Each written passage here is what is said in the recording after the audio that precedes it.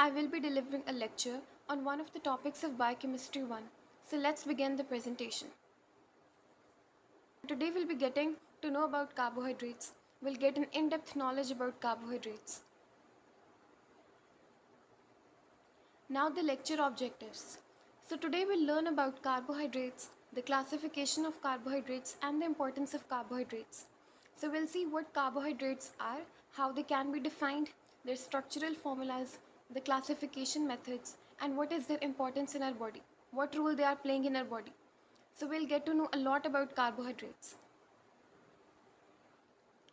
So now you can see that this picture is showing various food items and most of them are carbohydrates in nature, like this bread, this rice, this pasta and corn. So they all are major sources of carbohydrates that we commonly take in our diet.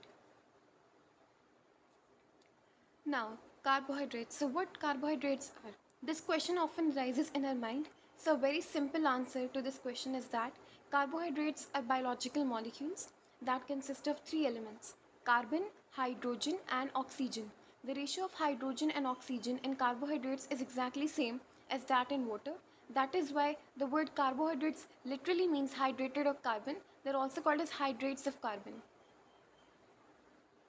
Now, the more specific definition, carbohydrates can be defined as polyhydroxyaldehydes or ketones and their derivatives.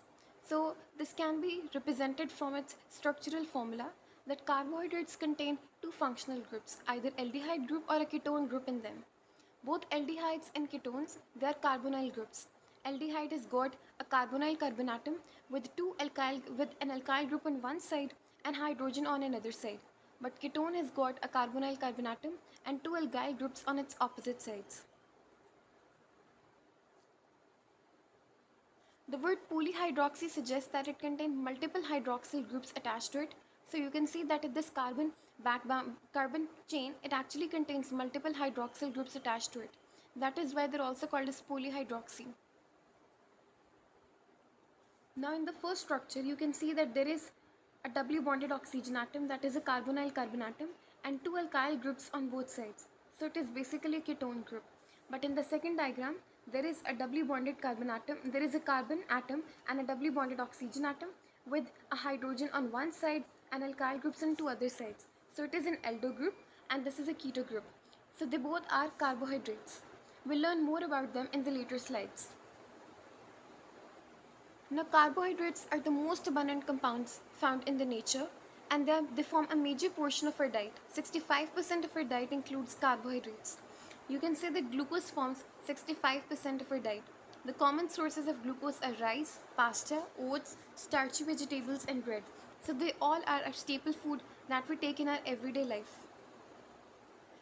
Now the function of carbohydrates. So they are basically the instant source of energy in our body. What is the instant source of energy of our body? That is glucose. So whenever we take any food, glucose gets into our blood. An excess amount of glucose gets stored into the liver in the form of glycogen.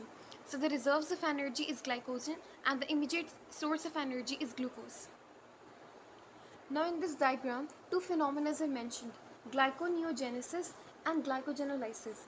So glycogenolysis means the breakdown of glycogen into glucose that occurs whenever the blood glucose level is going to fall in our body. And glyconeogenesis or glycogenesis will occur whenever there is more amount of glucose in our body. So excess glucose gets stored in the form of glycogen in the liver, and this entire mechanism is regulated by hormones like insulin and glucagon. These are the pancreatic hormones secreted by islets of Langerhans of pancreas. So carbohydrates can be classified depending upon the number of subunits. They can be classified into three main groups: monosaccharides, oligosaccharides and polysaccharides. And this entire classification depends upon the number of subunits. So now this is a table that is showing the main classification: monosaccharides, oligosaccharides and polysaccharides. So monosaccharides have got one subunit, disaccharides will yield two subunits, and polysaccharides they'll yield multiple subunits upon complete hydrolysis. Their examples are shown, like monosaccharides include glucose, disaccharides maltose and polysaccharides cellulose. Now the characteristics of monosaccharides. They are the simplest sugars, sweet in taste and cannot be hydrolyzed. So the word monosaccharide actually means that they've got one subunit, they cannot be hydrolyzed because they are just a one subunit, and they're simplest sugars, and they're very sweet in taste. So these are the structural formulas of the major monosaccharides. Then what are monosaccharides? So again, monosaccharides are those simplest carbohydrates that contain only one subunit.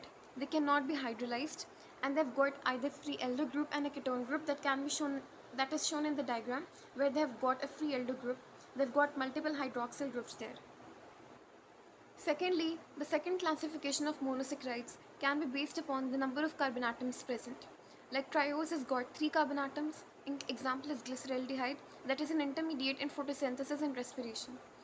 Tetrose, it has got 4 carbon atoms. It includes the most important one is erythrose, that is an intermediate in bacterial respiration. And then pentose and hexose. The most important hexose is glucose and pentose is ribose. Ribose forms the DNA, forms the RNA, that is the ribonucleic acid. Now the most important hexose are glucose and fructose. Glucose is basically an aldose sugar and fructose is a ketose sugar. Glucose has got an aldehyde group in it, while if fructose has got ketone subunit in it. And glucose, it is available in free form in fruits, figs and dates, but it is also present in combined form in our blood, and our blood contains 0.08% of glucose. Fructose, it is a sweet sugar, it is the sweetest of all sugar, and it is present in fruits. Now this diagram, the pictorial representation is showing that these carbohydrates are monosaccharides. They usually exist in a crystalline form, but whenever they're dissolved in water, they'll assume a ring structure. So this, you can see how the ring of glucose is being formed. The ring of glucose is referred to as the glucopyranose ring, and it has got 5 carbon atoms within the ring and 1 carbon atom outside the ring. I hope you understood the lecture. Thank you so much.